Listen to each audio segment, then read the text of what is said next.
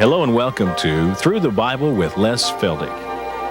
An Oklahoma rancher and farmer, Les Feldick has been teaching homestyle Bible classes for 20 years in Iowa, Oklahoma, and Texas. Les Feldick's unique style of Bible teaching has made the books of the Bible come to life. When Les is teaching, it's so interesting that people say time just seems to fly by. And now, here is Les Feldick. Okay. Ready to go, and we'll go right back where we left off in Romans chapter 11. And we're going to pick right up in verse 13. We just made our closing comments on it in our last program. And hopefully we can wind up the chapter. No, we won't either. We won't get the whole chapter. We'll get as far as we can, I guess. But I'm going to dispense with any of the announcements this time, and we're going to get right back into chapter 11. We were just commenting verse 13 where Paul writes to the believers at Rome. He's writing to you and I today. I speak to you Gentiles, inasmuch as I am the apostle of the Gentiles. I magnify my office. In other words, he's never going to take a back seat to anybody concerning his apostleship. Now, whenever I teach the other letters of Paul, I always comment on the fact that whether it's Galatians or Ephesians or whatever, Paul is always having to defend his apostleship. And that, of course, is understandable because people can readily understand the 12 and their unique position with Christ in his earthly ministry, and they don't have any problem recognizing their apostleship. But here comes this gentleman who was, as I said earlier, like a raging bull fighting against everything that spoke of Jesus of Nazareth, and then to proclaim him as an apostle, and especially of the Gentiles. Even people today have a hard time reconciling that. And as I've mentioned on this program time and time again, I've had so many people over the years say, well, I had a Sunday school teacher, or I had a pastor who thought that Paul's letters didn't even belong in the Bible, that he shouldn't even be in here. Well, I know that that's evident. But see, he's always defending his apostleship because of his unique calling, of his unique background. In fact, I was mulling it over, getting ready for all of these, and I haven't made mention of it in the last 3 programs. But have you ever stopped to think that no one but Saul of Tarsus could have fulfilled the role of this apostle of the Gentile? Everything just fits so beautifully. Here he is, a Jew's Jew, as we've already seen, an Israelite, a Hebrew of the Hebrews, of the tribe of Benjamin, and yet he was a Roman by citizenship, fluent in the Greek, fluent in the culture of the then known world. And yet in that man culminated all the things that were necessary to go, yes, to the Jew as a Jew, but he could go to the Gentiles as a Roman. And it's just unique. And that's why, of course, he is the apostle that he is. All right, now let's go on into verse 14 and see if we can make a little headway. If by any means, he says, I may provoke to emulation them who are of my flesh. In other words, his fellow Jews. And again, he's coming back to that concept of creating jealousy. Oh, if he could just make those Jews a little bit envious now of what the Gentiles are enjoying. Oh, he says, if I could just bring them to emulation and might save, see, that I might save some of them. Now look what he said back in chapter 9. Turn back a minute. Verse 3 of Romans 9. This was the man's heart for his kinsman in the flesh, the Jew.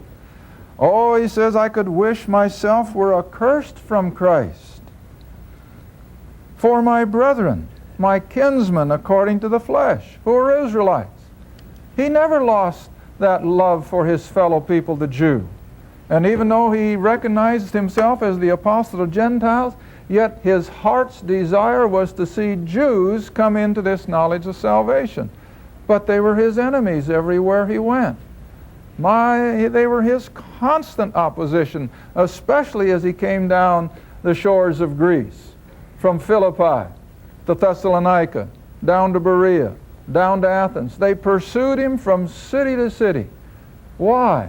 because instead of creating an envy that would bring emulation, they created a hatred. All right, now then verse 15. For if the casting away of them, that is temporarily, and blinding them, if the casting away of them be the reconciling of the world. Now be careful. That doesn't mean the whole world's going to be saved. But, where is it? 2 Corinthians. 2 Corinthians chapter 5. 2 Corinthians chapter 5. Almost identical language.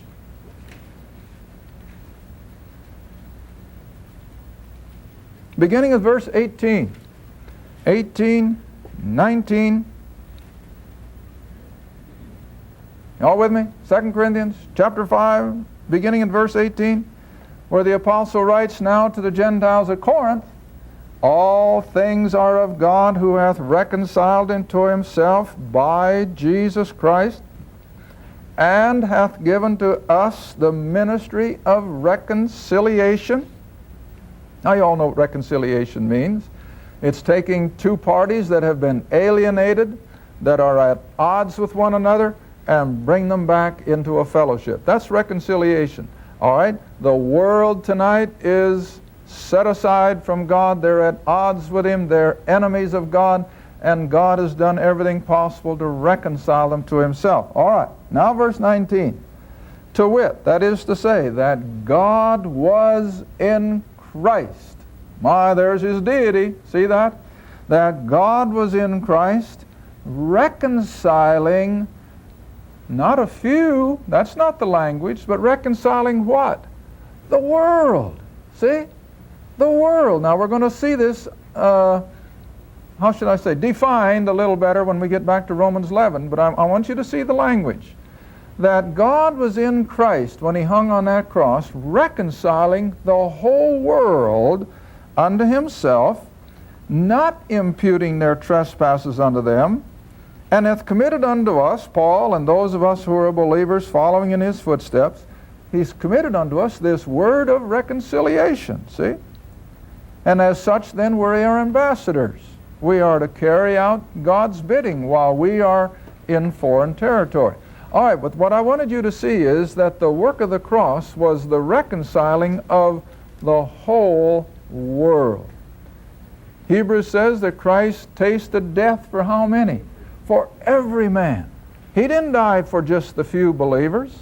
He died for the whole human race. In fact, I was sharing in the class last night, and I will probably ruffle some feathers. I'm not doing it on purpose, but it just happened to come up in a letter that I received in the mail from a listener, and he was asking about some of these dramatizations of the cross, using ketchup for the Lord's blood. And he said, Les, he said, isn't it almost blasphemy? Well, I have to agree. And as I was sharing with the class last night, when you really stop to think about it, how in the world can any human hope to dramatize the work of the cross? It is blasphemy because, you see, it took the very God of creation to do the work of the cross. That is so far beyond and above human endeavor that we can't even reconcile it. That blood was not ordinary blood, and it certainly can't be, what shall I say, described as ketchup or anything that might take its place. No way. That blood was divine, it was holy, it had the power within it to cleanse the whole world's sin problem. And then we think we can reduce it to human endeavor? No way. And I had to agree with him. I wrote right back and I said, you're right on. I agree with you. There is no way you can dramatize from the human element the work of the cross. It took the God of creation Himself to do it. All right, now then, coming back to Romans chapter 11, it's the reconciling of the world. Christ died for the whole world, not just for the believer. He died for everyone. All right, now then he says, if all this was accomplished because Israel rejected it, and now it has been given over to the Gentile world, what shall the receiving of them be But what? Life from the dead. Now, whenever you think of Israel coming back from the dead, I want you in your computer up here to immediately think of one chapter, especially in the Old Testament, Ezekiel 37. We won't look it up, because as soon as I give you a little idea what's in it, you'll know it. Ezekiel 37, the dry bones. Okay? Yeah, heads are nodding. And Ezekiel saw that valley filled with dry bones. They were very dry. They had been there so long they were white as snow. Rattle and roll, didn't they? And it was merely a picture. It was a picture of the nation of Israel, who had been out of the land of promise, who had been away from their temple worship. They'd been away from God. They'd been blinded. But now God's going to bring them back to life. And it was just a picture of the nation of Israel coming back to their homeland, as we've been seeing now for the last 48 years. They just celebrated, you know, their 48th Independence Day last week or week before, which reminded, that was a year ago that we were there, wasn't it? But nevertheless, the nation of Israel has been shaking and rattling and coming back to life, coming back to Israel from every nation under heaven. Oh, the muscle has come back on the bones. The skin is coming back on. But there's still no life spiritually. They are still spiritually dead. All right, now this is the same analogy then that Paul is using in Romans 11. The same thing that Ezekiel saw in chapter 37. That this is the whole nation of Israel coming back to their homeland, coming back to life, waiting for the second coming as we look at it. Their first coming, they think. You know, I've told you about the evangelical pastor and the Jewish rabbi who were discussing the things of concerning the Messiah, and the evangelical pastor, of course, was trying to convince this Jewish rabbi that Christ was here the first time, he'd be coming again. And the rabbi said, no, he's never been here before. He's coming the first time when he comes. And after a bit of argument, finally the rabbi says, okay, put it on hold. When he gets here, we'll ask him if he's been here before. Well, you see, this is the whole mentality of so many people. They cannot reckon the fact that he has been here. He was rejected. He went back to glory. But he's coming again, and we're getting close. Now then, Paul in verse 15 is referring to this. If this program of reconciliation that had been poured out on the Gentile world, great as it has been, it's nothing compared to what's going to happen to Israel when God comes back and fulfills his promises with them. And what shall it be but life from the dead? Yes, when the nation of Israel is out in the nations of the world, they're dead. They are not a viable entity. But oh, they're coming back, see? And that's why we're seeing the little nation of Israel in the news every single day. And I'm always reminding people, look, what other little nation on earth comprised of only 3 or 4 million people? A geographical area smaller, I guess, than Rhode Island. And yet in world news constantly, it is miraculous. Why? Because they're God's people, and he's getting them ready for his soon return. All right, now then verse 16. For if the first fruit be holy, the lump is also holy. If the root is holy, so are the branches. Oh, now we come into an interesting illustration. We're going to go into horticulture. Verse 17. And if some of the branches be broken off, and thou, speaking to Gentiles now, and if you Gentiles are a wild olive tree, and you were grafted in among them, the Jews, and the good olive tree, and with them partakest of the root and the fatness of the olive tree. Now we have to stop there a minute. Do you realize when you study this verse that this is the direct opposite of how we normally graft things? Totally opposite. Because under normal grafting, you take the old root that is native to a particular area. It has survived the climate and the soil and all that. It is native. But its fruit probably isn't all that good. So what do the horticulturists do? Well, they breed up a good hybrid. Of course, the only one I'm acquainted with is the pecan tree, because we've done it with one. And so we got the old natural pecan, and then you take a hybrid, which is your big, nice soft shell, and you cut off that old original trunk of that native pecan, and you graft in this beautiful paper shell. Now that's the normal way of grafting, but this is opposite. This is taking the beautiful tree and casting it aside and grafting in an old wild olive tree. Now, if I understand the wild olive tree, it didn't produce any fruit.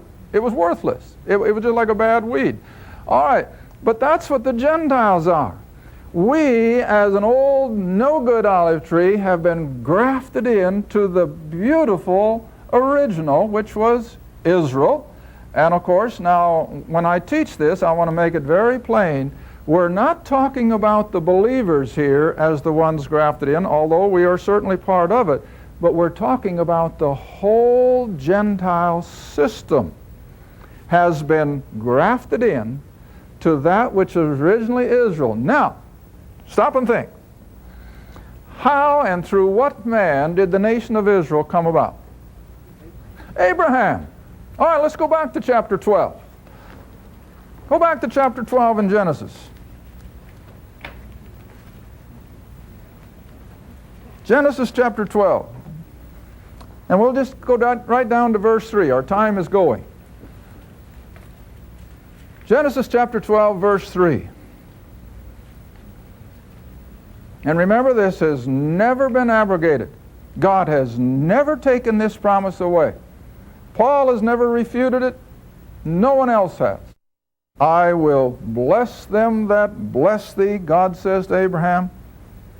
I will curse him that curseth thee, and in thee, Abraham, shall all the families of the earth be what? Blessed.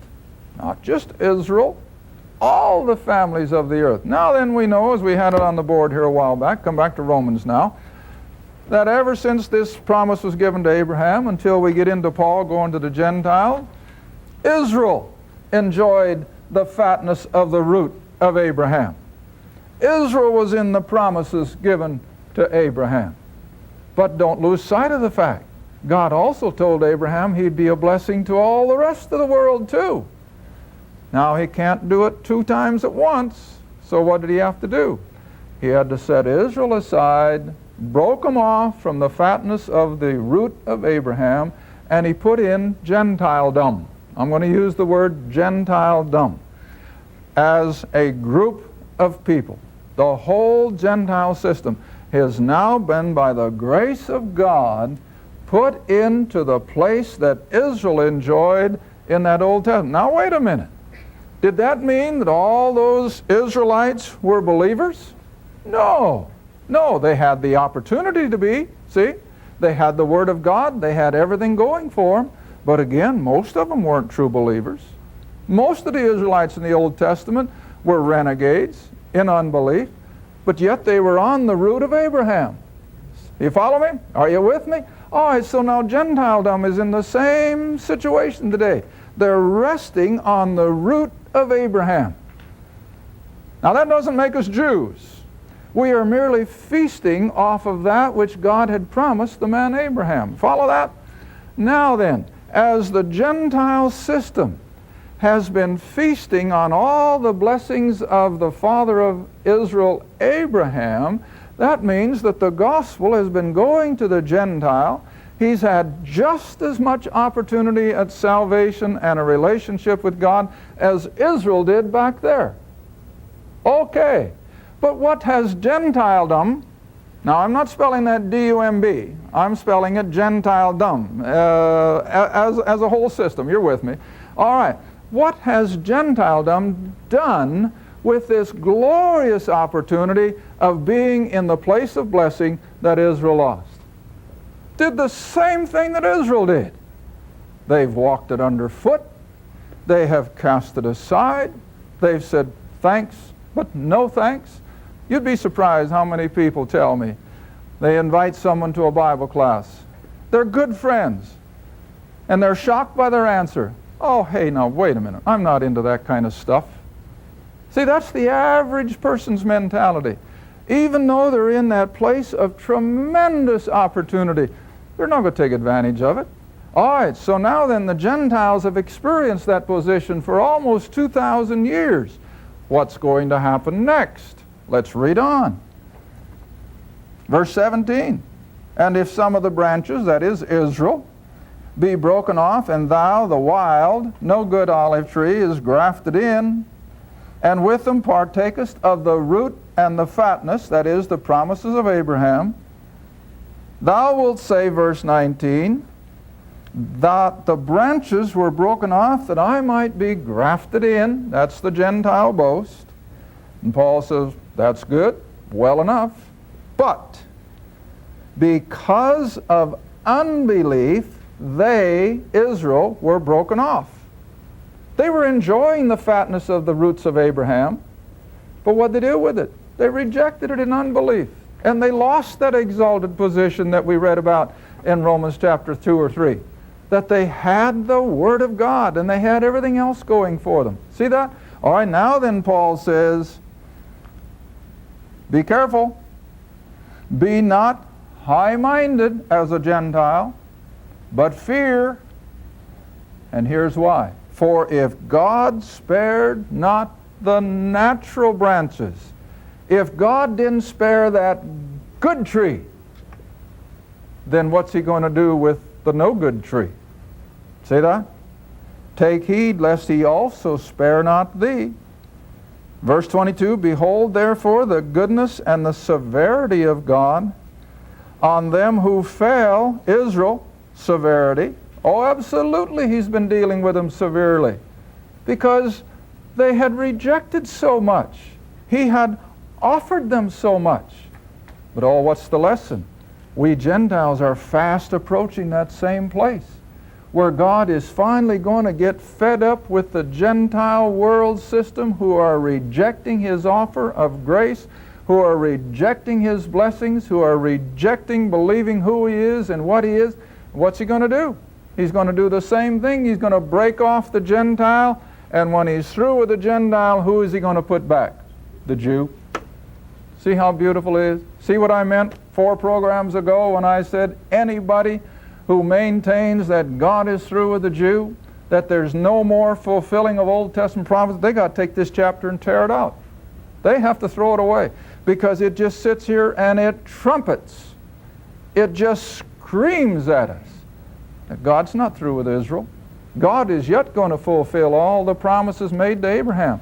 We've just been fortunate enough that in the interim, while they've been blinded, we've been brought into the place of blessing as Gentiles. I'm not talking about believers necessarily. I'm talking about the whole Gentile world. We've been brought into the place of having the simple requirement of believing the gospel. All right? Let's read on. We'll at least finish part of the chapter. Verse 22, continuing on. Upon them who fell, severity, but toward thee, Gentiledom, goodness, if thou continue in His goodness. In other words, respond to this offer of grace and recognize all of His blessings that have been showered upon us. Otherwise, thou shalt be what? Cut off. Now go right on into the next verse. And they also, if they abide not still in unbelief, shall be grafted in. In other words, one day their unbelief is going to be removed. I haven't got time. I'd take you back to the Old Testament and show you how that, will a nation be born in a day? Absolutely. Absolutely. Oh, when they see Him coming in the clouds of glory. That remnant of Israel, I think, down there in the mountains that went out in Matthew 24. And God has protected them down there now for 3.5 years of the horrors of tribulation. He keeps them just like He did Israel in the wilderness under Moses. And that remnant of Israel, when they see Him coming in the clouds of glory, in power, crushing the Gentile world that has taken over the Middle East, then they will recognize who He is. They'll see Him. And the nation, the remnant, will be saved in a moment, see? And they'll be grafted in. Now look at the next word, at the last word of verse 23. And they will be grafted in, what's the word? again. See, God's not through with Israel. Sure, they've been set aside for over 1900 years. But that's nothing in God's program. That's just a flick of the eyelid. And He's going to graft them in again. All right, now then verse 24. For if thou wert cut out of the olive tree which is wild by nature, it's unproductive. I think the name of it was the old oleander tree, if I'm not mistaken. It was an olive tree, but it didn't produce any olives. And so that's the analogy of Gentiles. They were no good. They were pagan. God had no reason to go to them, except by what? By grace. And so He took the no good Gentiles and He brought them in and made them a part of the fatness of the Abrahamic promises. Oh, but He says, be careful. Be careful. If you reject all this like Israel did, you're going to be cut off just as well as they were. And it's going to happen. It's going to happen. The day is coming when God will stop the age of grace, and He's going to set the Gentiles into the horrors of the tribulation, and He's going to turn again to His covenant people. All right, let's finish verse 24. And if you were grafted contrary to nature, see? Just opposite of what we normally do when we graft. If you were grafted contrary from nature to nature into a good olive tree, how much more shall these, the nation of Israel, who be the natural, be grafted in to their own olive tree? Oh, now listen, just stop and think. All of you out in television, stop and think. If God took that which was natural, broke it off, set it aside, and grafted in an old wild olive tree, the Gentile, and He's been letting them enjoy all the possibilities of salvation and blessing that Israel at one time had. But when they have rejected it and rejected it and rejected it, then God will do the same thing with the Gentiles He did with Israel. He will cast them aside. He will set Israel back on that root of Abraham, and Israel is going to go into the kingdom enjoying the blessings. Thank you for watching Through the Bible with Les Feldick, a weekly Bible study. If you would like more information about the Les Feldick Ministries, a Bible study in your area, or about this program, write to Les Feldick Ministries, Route 1, Box 760, Kinta, Oklahoma, 74552. That's Route 1, Box 760, Kinta, Oklahoma, 74552. Through the Bible with Les Feldick is viewer supported, and your gift is appreciated. Thank you, and be sure to tune in next time for Through the Bible with Les Feldick.